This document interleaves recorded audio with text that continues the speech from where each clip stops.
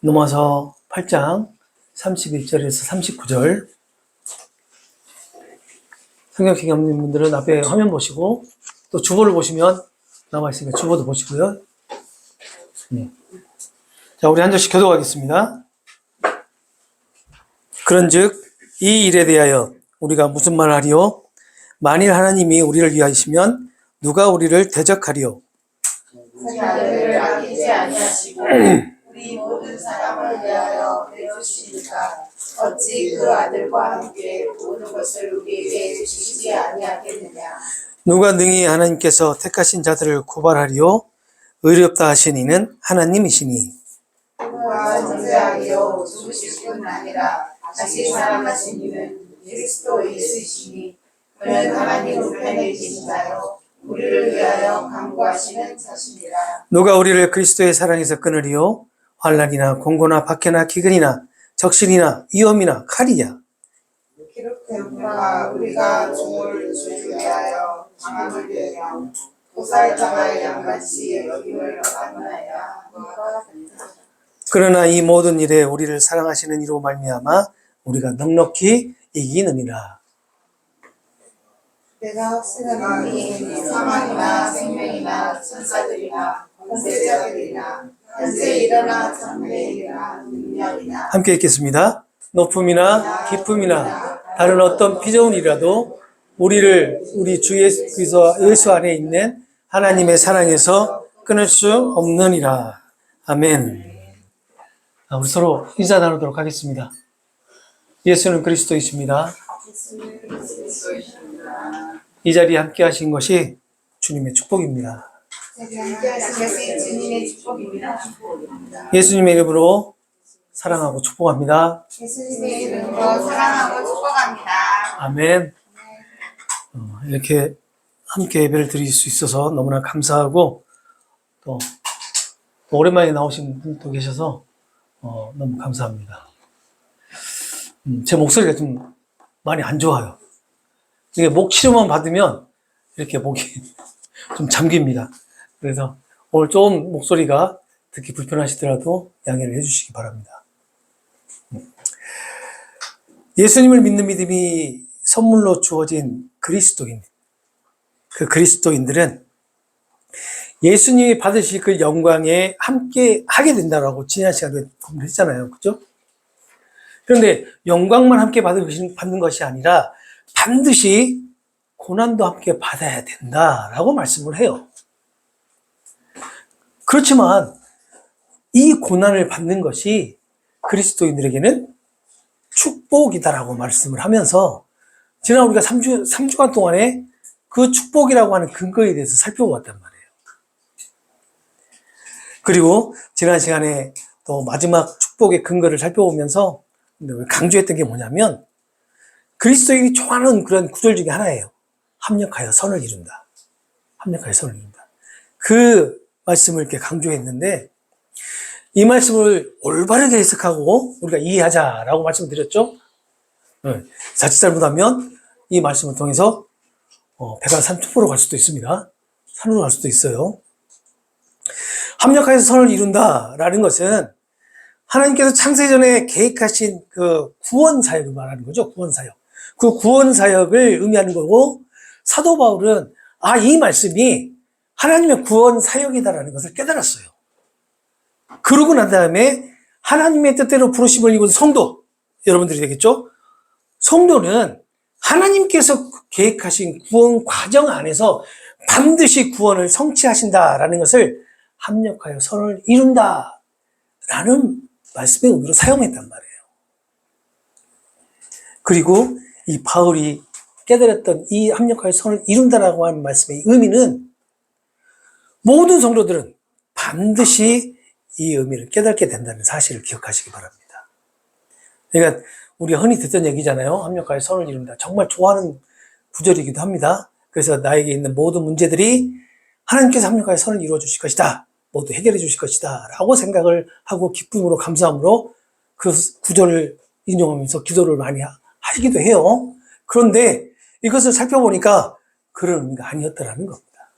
하나님의 구원 계획, 그 구원 계획을 반드시 이룬다라는 것이 완성하신다는 것이 합력하여 선을 이룬다. 라는 그런 말씀이었단 말이에요. 그래서 제가 이 말씀들에 올바르게 해석을 하고 올바르게 이해를 하자라고 말씀을 드렸던 겁니다. 합력하여 선을 이룬다. 라는 이 말씀은요, 다른 말로 하면 잃어버렸던 하나님의 형상이 회복되는 것을 말하는 거예요. 그리고 예수님의 형상을 본받도록 애정하신 것이다라고 얘기하는데, 다른 말로 뭐냐면 예수님을 본받게 하신다라는 거예요. 예수님의 삶을 본받게 하고 예수님의 모든 것을 본받도록 하게 된다. 예수님의 형상을 본받도록 하게 된다. 라는 그런 말씀입니다. 이것이 우리가 지난 시간에 강조했던 말씀들이었고, 또 오늘 우리가 살펴볼 31절에서 39절의 말씀은 지금 우리가 살펴보았던 18절에서 30절까지 제시되었던 메시지가 있죠. 그러니까 그 메시지가 뭐였죠? 축복이라고 하는 근거에 대한 메시지. 그 메시지에 대한 결론이다라고 볼 수가 있습니다. 결론. 그런데 18절에서 30절까지의 결론이기도 하지만 더 크게 본다면, 이 말씀 31절, 39절 말씀을 더 크게 본다면 1장 16절에서 넘어서 1장 16절에서 8장 30절까지의 모든 내용들, 그러니까 하나님께서 말씀해 주시고 이루시겠다고 하셨던 구속 사역들, 복음 안에 있는 구원 가정에 따른 모든 것들의 결론의 부분이 오늘 본문이에요. 오늘 본문. 오늘 본문을 잘 살펴보면 어떻게 되어 있냐면 문답식 대화법으로 되어 있어요. 문답식 대화법. 로마서에서는 이렇게 문답식 대화법이 몇 번 나옵니다. 몇 번 나오는데, 자, 문답식이라는 말은 어떤 의미가 있죠? 질문하는 사람이 있으면 답하는 사람이 있다. 그렇죠? 그런데 오늘 본문은요, 질문하는 자와 답하는 자가 있는 것이 아니라 바울 스스로 묻고 답하는 형식으로 되어 있어요. 그리고 이 문답의 결론이 뭐냐면, 자, 오늘 1장 16절에서 8장 30절까지의 결론이다라고도 말씀드렸죠? 이 결론이 뭐냐면요, 하나님의 사랑이에요. 그리고 예수님의 사랑. 이것이 결론으로 맺어집니다. 자, 오늘 바울의 문답을 한번 살펴보도록 하겠습니다. 먼저 31절을 보게 되면 이렇게 되어 있죠. 그렇다면 이런 일을 두고 우리가 무슨 말을 할 수 있겠습니까? 라고 질문을 먼저 합니다. 바울이. 그리고 답을 하죠. 하나님께서 우리 편에 계시니 누가 감히 우리를 대적할 수 있단 말입니까? 라고 대답을 해요. 31절에서 말하는 이 일이 무엇인가를 우리가 먼저 알아봐야 되겠죠. 이 일이 무엇이냐면요, 직접적으로는 28절에서 30절까지 언급되었던 말씀이에요. 우리 화면에는 없는데요, 28절에서 30절까지가 뭐냐면, 우리가 알거니와 하나님을 사랑하는 자 곧 그의 뜻대로 부르심을 입은 자에게는 모든 것이 합력하여 선을 이룬다. 하나님이 미리 아신 그들을 또한 그 아들의 형상을 본받게 하기 위하여 미리 정하셨으니 이는 그로 말미암아 많은 형제 중에서 맏아들이 되게 하려 하십니다. 기억나시죠? 지난주에 했던 거. 자, 또 미리 정하신 그들을 또한 부르시고 부르신 그들을 또한 의롭다 하시고 의롭다 하신 그들을 또한 영화롭게 할 것이다 라고 말씀드렸던 28절 30절 말씀, 이 말씀을 얘기하고 있는데, 이 말씀은 더 크게도 얘기하면 어디라고요? 1장 16절에서 8장 30절까지 언급했던 하나님의 구속 사역 전체를 지금 말하고 있는 거예요. 이 일이라는 것은. 이거에 대해서, 그러니까 하나님의 구속 사역 전체에 대해서 우리가 무슨 말을 할 수 있겠느냐라고 묻는 겁니다. 하나님께서 구속 사역을 위해서 행하신 모든 일에 대해서 우리가 무슨 말을 할 수 있겠느냐라고 지금 얘기하고 있는 거예요. 이 질문의 답이 스스로 계시는 전능하신 창조주 하나님께서 우리 편이시기 때문에 그 누구도 우리를 쉽게 대적할 수 없을 것이다 라고 지금 이어서 얘기를 하고 있는 겁니다. 여기에서 주의할 점이 있습니다. 그게 뭐냐면 대적할 수 없다라는 이 말을 잘못 오해를 하면 대적이 없다라는 의미로 받아들일 수도 있어요. 또 다시 말하면요, 대적하지 못한다. 하나님이 우리 편이시기 때문에 우리에게는 아무런 대적이 있을 수 없다라고 생각하실 수도 있단 말이에요. 오해할 수 있단 말이에요. 그러나 이것은 하나님이 우리 편이실 때 나를 공격하는 그 어떠한 대적도 중요하지 않게 여긴다라는 것을 의미합니다. 없다라는 얘기 아니라 있는데, 나를 공격하는 대적이 있는데 이것을 중요하게 여기지 않는다라는 거예요. 하나님이 내 편이 아닐 때는 그게 중요했어요. 왜요? 거기서 벗어나야 하니까. 잘 생각해 보세요. 사탄이 나에게 공격을 하면 거기서 벗어나야 되니까 중요했어요. 그렇지만 하나님이 내 편이실 때는 이런 것들을 중요하게 여기지 않는다는 거예요. 왜요? 왜? 28절에 말씀하죠. 합력하여서 선을 이루기 때문에. 다시 한번 말씀드리면 우리의 구원을 완성해 주시기 때문에 이런 것들을 중요하게 여기지 않는다는 거예요. 그 어떤 대적들도, 그 어떤 대적들이 우리를 쓰러뜨리려고 한다 해도 그냥 개의치 않는다는 거예요. 이렇게 하나님이 우리 편이시면 우리에게 또 다른 은혜도 내려주시지 않겠느냐라고 말하는 것이 32절입니다. 그 은혜가 무엇인지 한번 봐볼까요? 32절 보시게 되면 이렇게 말씀을 하죠. 독생자 아들까지도 아끼지 않고 주셨는데, 독생자 아들까지도 아끼지 않으시고 그의 뜻대로 부르심을 입은 자 모두를 위해서 내어주신 하나님이 그 아들과 함께 모든 것을 우리에게 아낌없이 주시지 않겠느냐는 거예요. 바로 이게 또 다른 은혜입니다. 하나님과 독생자 아들과의 관계, 잘 생각해 보세요. 하나님과 독생자 아들과의 관계, 그리고 하나님과 양자인 우리와의 관계를 잘 생각해 보세요. 그렇다면 하나님과 독생자 아들이신 예수님과의 관계가 더 친밀할까요? 아니면 양자인 우리가 더 친밀할까요? 어떻게 보면 우리 인간적인 눈으로 봤을 때는 하나님과 독생자 아들이신 예수님의 관계가 더 친밀하겠죠. 그러나 이 말씀은 뭐냐면 하나님의 독생자 아들과 양자들의 차이를 두지 않는다라는 거예요.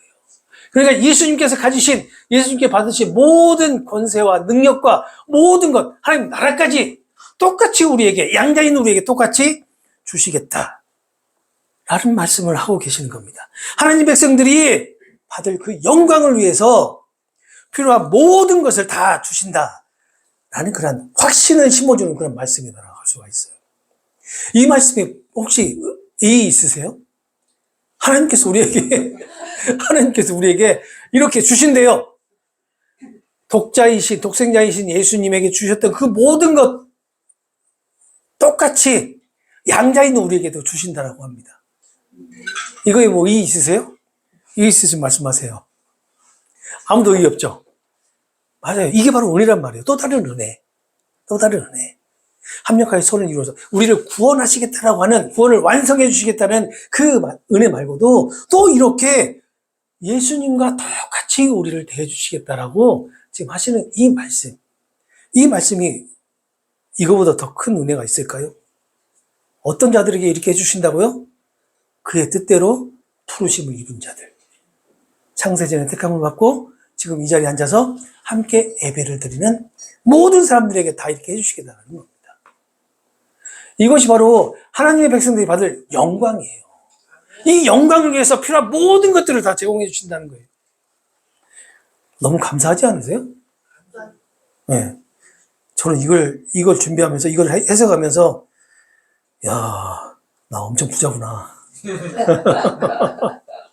엄청 부자구나. 그렇게 생각했어요. 자, 이어서 33절에서 34절을 보게 되면 법정적인 그런 용어로 등장을 합니다. 법정적인 용어로 문답을 해요. 뭔가 취조하고 또 그에 한 변론을 하는 것 같이 이렇게 나옵니다. 먼저 질문을 보게 되면 누가 하나님께서 택하신 백성들을 고소할 수 있겠습니까? 라는 그런 질문을 해요. 그에 대한 답이 뭐냐면 우리를 의롭다고 인정해 주신 분은 다른 누구가 아닌 바로 하나님이십니다. 라는 그런 답을 합니다. 그리고 또 질문을 하죠. 그러니 누가 감히 우리를 죄인이라고 정죄하겠습니까? 라는 질문을 해요. 그러니까 여기에 대한 답이 뭐냐면 34절에 예수님은 아닙니다. 예수님은 아닙니다. 예수님은 우리를 위해서 죽으셨을 뿐만 아니라 죽은 자들 가운데서 다시 살아나셔서 지금 하나님 우편에 앉아 우리를 위해서 실제로 지금도 간구하고 계시기 때문입니다. 라고 답을 합니다. 이것이 33절에서 34절까지 계속 이어지는 질문과 답의 내용이에요. 그 문답 중에서 이런 말씀이 있죠. 누가 정죄하리요? 라는 그런 말씀이 있잖아요. 누가 정죄하리요? 라는 이 말씀을 하는 의미가 무엇일까? 라고 생각을 해봤어요. 성도가 비록 그 죄법에 사로잡혀서 우리가 마음으로는 간절하게 원하는 그 선을 행하지 못한다 할지라도, 우리 마음으로는 간절히 지금 선을 행하기를 원한단 말이에요. 그런데 그것을 못한다 할지라도 성도는 어느 누구에게도 정죄를 당하지 않는 신분을 지니고 있다라는 것을 의미합니다. 바울은요, 이 말을 통해서 누가 정죄하리요? 라는 이 말을 통해서 다시 한번 강조하고 있는 거예요. 누구에게요? 로마교회 성도들에게. 너희들을 정죄할 자가 아무도 없다라는 거예요. 로마교회 성도들에게. 우리에게도 역시 마찬가지죠. 우리 마음으로는 어때요? 선을 행하기를 원해요. 그렇지만 어때요? 우리 육신은 악을 섬기고 있단 말이에요. 악을 섬기고 있어요. 그런데도 불구하고 바울은 지금 우리에게 뭐라고 얘기해요? 너희들 정죄할 자가 누구냐? 아무도 없다. 라고 얘기하고 있는 거예요. 그리고 우리를 간구하신다. 우리를 위해서 간구하신다라는 것은 바울은 26절에 성령께서 성도를 위해서 간구하신다라는 것을 언급을 하죠. 그러나 성령은요, 성도의 연약한 그 삶을 위해서 간구를 하신단 말이에요. 그렇지만 독생자이신 예수님은 정죄받아야 하는 성도를 변호하시고 탄원하시는 그런 간구를 하신다라고 지금 얘기를 하고 있는 거예요.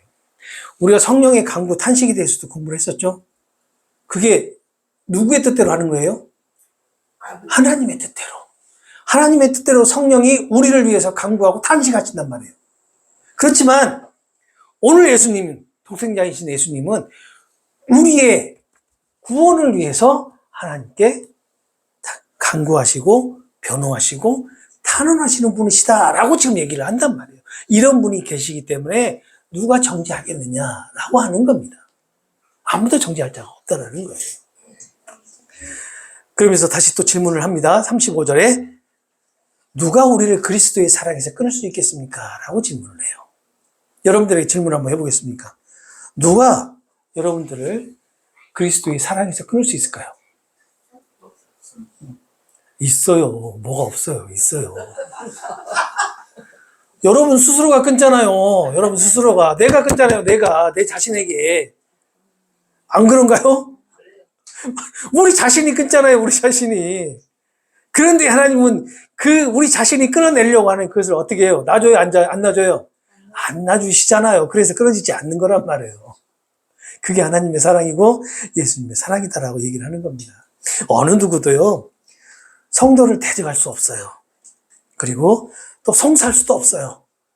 그리고 정죄할 수도 없는 이유는 그리스도께서 여러분들을 사랑하시기 때문이에요. 여러분들이 그리스도를 사랑하신 게 아니라 예수님께서 나를 사랑하시기 때문에 이 모든 것에서 자유할 수 있도록 하시는 겁니다. 그렇다고 해서 우리가 송사를 당하지 않아요? 안 그렇죠? 우리가 정죄받지 않아요? 안 그렇죠? 받잖아요. 우리 대적 얼마든지 우리를 쓰러뜨리려고 하잖아요. 그렇지만 이러한 것들에서 정말 자유롭게 살아갈 수 있는 것은 바로 예수님의 사랑이 우리와 함께하기 때문이다라는 겁니다. 그러면서 시편 44편이 아니라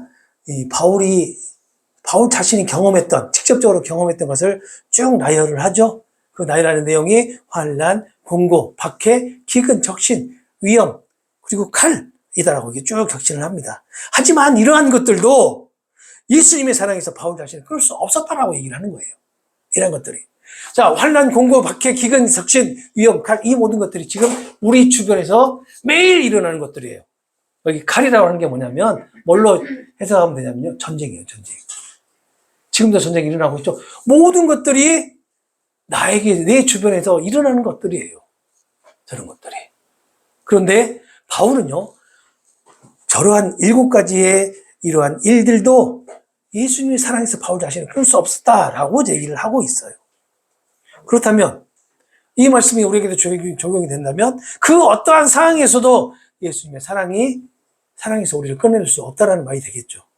우리는 지금 7가지만 얘기했지만 이거보다 더 많은 일들을 겪을 수도 있습니다. 그렇지만 그리스도인으로 살아간다는 것은 바로 저러한 것들이 예수님의 사랑 그리고 하나님의 구원 계획에서 우리를 떼어낼 수 없다는 것을 바울은 계속해서 강조하고 있는 거예요. 로마교회 성도들에게 이 말을 하는 이유가 무엇일까? 그리고 우리에게 하는 이유가 무엇일까? 자꾸 우리는 저 문제 때문에 걱정한단 말이에요. 저 문제 때문에 고민한단 말이에요. 저 문제 때문에 나의 믿음이 시험을 당해요. 물론 믿음 없는 거 알고 있지만 그래도 그나마 믿음도 없는데 또 시험을 당한단 말이에요. 내가 과연 정말로 구원받는 사람 맞는가? 라는 그런 생각을 하게 된단 말이에요. 그러나 바울은 이 오늘 말씀을 통해서 절대 이러한 것들이 예수님의 사랑에서 우리를 끊을 수 없다 라고 단호하게 얘기를 합니다. 그러면서 고린도후서 11장 23절에서 27절에 바울이 경험했던 그런 내용들을 쭉 또 나열을 해요.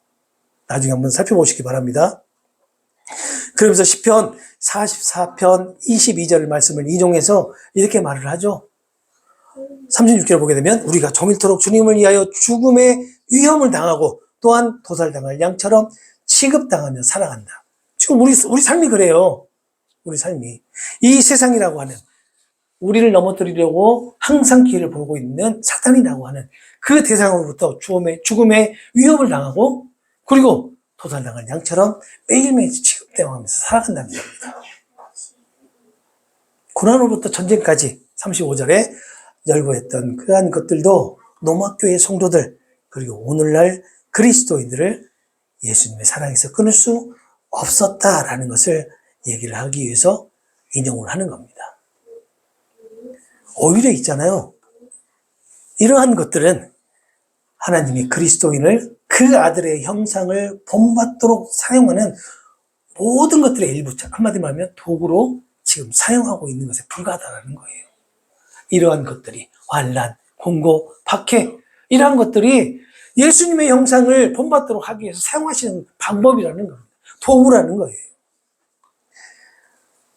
이러한 역경 중에서도 성도들은요, 그리스도의 사랑에서 끊어지기는커녕 우리가 어떤 처지에 있든지 우리를 사랑하시는 분으로 말미암아서 넉넉히 승리한다 라고 37절에 말씀을 합니다. 여기서 넉넉히 이긴다라는 것을 좀 분석을 해봤어요. 이 말이 무슨 말, 어떤 의미인가? 넉넉히 이긴다라는 이 말이 헬라어가 히페르니코멘인데요. 어렵습니다. 히페르니코멘. 이 말이 현재 시제로 사용이 되었어요. 현재 시제. 그래서 의미로는 계속해서 더 힘센 정복자가 된다라는 의미가 있고 또 계속하여 영광의 승리를 얻는다라는 그런 의미를 가지고 있어요. 예수님과 성도를 향한 하나님의 사랑이 영광스러운 승리를 얻게 하시는데 미래형이 아닌 현재형이기 때문에 지금 우리 삶 가운데 그 영광스러운 승리가 계속해서 임한다라는 것을 지금 말하고 있는 겁니다. 우리가 어떤 상황에 처해 있더라도 우리는 반드시 이렇게 영광스러운 승리를 얻게 된다는 거예요. 그의 뜻대로 부르심을 입은 자들은 반드시 이 영광스러운 승리에 동행하게 된다는 겁니다. 자, 한번 생각해 보세요. 우리가 어떤 영광스러운 승리를 계속해서 받고 있는지. 오늘 우리가 보면 알 수가 있잖아요. 어떤 승리를 오늘 얻으셨나요? 이 자리에 예배하러 나오셨잖아요. 이게 바로 영광스러운 승리예요. 이 자리에 나오신 것이. 이 자리에 나올 수 있도록 인도하신 것이 하나님의 승리하심이 우리에게 은혜로 주어졌기 때문에 이 자리에 지금 나와서 예배드릴 수 있는 겁니다. 그래서 우리가 예배 자리에 나온다는 것이 그 자체가 기적이에요. 기적. 이것이 오늘 본문에서 우리에게 말씀하시는 영광스러운 승리예요. 이 승리가 우리 삶 가운데 매번 우리에게 주어진다는 겁니다. 그러면서 바울은 예수 그리스도 안에서 믿음이 선물로 주어진 자들은 그리스도의 사랑에서 끊어질 수 없다라는 그런 믿음의 선포를 38절에 합니다. 38절 봐보시기 바랍니다. 38절에 보게 되면 나는 확신합니다 라고 하면서 바울이 확신을 가졌던 확신을 하는 7가지를 쭉 설명을 합니다.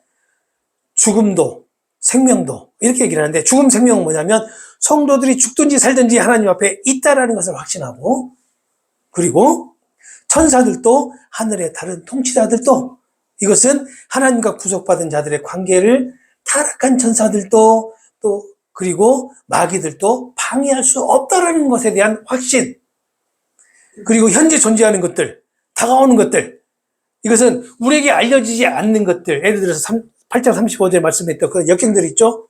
고난, 여러 가지, 7가지 얘기도 하고 여러 가지 얘기했는데 바로 그러한 것들이, 그리고 혹은 다가올 시간 속에 있는 것들이 알려지지 않는 것들이다 할지라도, 그리고 또 권세들, 이러한 것들이, 이러한 7가지가 하나님의 사랑에서 절대로 끊을 수 없다라는 그런 확신을 바울은, 믿음의 확신을 우리에게 얘기를 해주고 있는 거예요.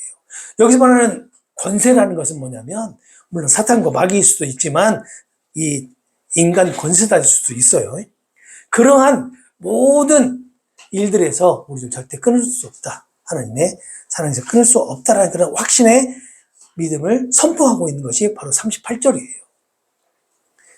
그리고 39절에 높음과 깊음, 높음과 깊음이라는 것은 뭐냐면 하늘 위에 있는 것이나 땅 아래에 있는 것이든 다른 어떤 피조물이더라도 하나님의 그 창조 세계 안에 있는 그 어떤 것도 우리 주 예수 그리스도를 통해서 우리에게 오는 하나님의 사랑에서 우리를 떼어낼 수 없다라는 그런 믿음의 선포를 하면서 마무리를 합니다. 결국 바울이 지금 마무리하고 있는 이 결론은 뭐냐면요, 하나님의 사랑, 그리고 예수님의 사랑이 모든 것에서 승리를 이루신다. 그래서 좀 더 구체적으로 얘기한다면 합력하여 선을 이루신다라고 말씀하셨던 구원 계획의 완성을 이루어 가신다라는 그런 의미가 될 것입니다. 우리의 마음으로는요, 하나님의 따르기를 원하지만 죄와 사망의 법을 섬기고 있다는 그 비통함에서 자유롭게 되었다는 것, 우리를 향한 그 하나님의 끊이지 않는 사랑은 우리에게 그 참된 기쁨과 자유를 준다는 것을 예수님은 사도 바울을 통해서 말씀하고 계시는 것이고, 또 예수님의 사랑, 하나님의 사랑을 바울로 하여금 지금 믿음으로 선포하게끔 하시는 것과 같은 거예요. 오늘 우리는 합력하여 선을 이루어 주신다 라는 그런 예수님 말씀을 어떤 상황 가운데서도 하나님의 사랑, 예수님의 사랑으로 반드시 완성하신다는 것을 살펴보았단 말입니다. 이 하나님의 사랑, 이 하나님의 사랑은 그 무엇과도, 그 무엇으로도 그리스도인들과 갈라놓을 수 없다는 것을 오늘 말씀을 통해서 우리가 알게 되었는데, 잊지 마시기 바랍니다. 여러분들은 승리자예요. 여러분들은 패배자가 아닙니다.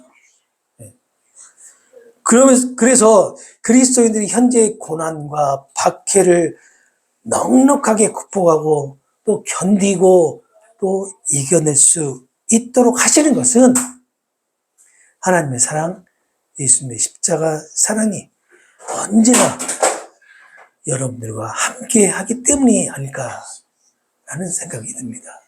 우리와 함께 하시기 때문에 우리가 그러한 상황 가운데서도 넉넉하게 승리할 수 있도록 인도하시는 것이라는 겁니다. 그러나 기억하셔야 될 것은요, 하나님의 사랑이 우리의 그 현실을 180도로 바꿔주시지는 않는다는 거예요. 상황은 변하지 않지만, 상황은 우리의 고난과 박해와 여러 가지 상황들 가운데에서 얽매면서 고통 가운데 있는 우리의 그 생각과 마음과 이성과 가치관을 어떻게 해요? 바꿔주신단 말이에요. 그래서 어려움 가운데서도 기쁨이 넘치게 하시고, 또 감사하게 하시고, 또 넉넉한 그 예수님의 승리를 경험하게 하신다는 겁니다. 경험하게. 그리고 어떤 악의 세력이 나에게 다가온다 해도 실망하지 않고 넉넉하게 승리할 수 있는 것은 하나님께서 나와 인간적인 관계, 인격적인 관계, 그리고 끊을 수 없는 관계를 맺어주시고 붙들고 있기 때문이라는 겁니다. 이러한 모든 일은 예수 그리스도의 사랑이 언제나 우리와 함께 하기 때문이며 그 무엇도 예수님의 사랑에서 우리를 떼어낼 수 없기 때문이라는 것을 기억하시기 바랍니다.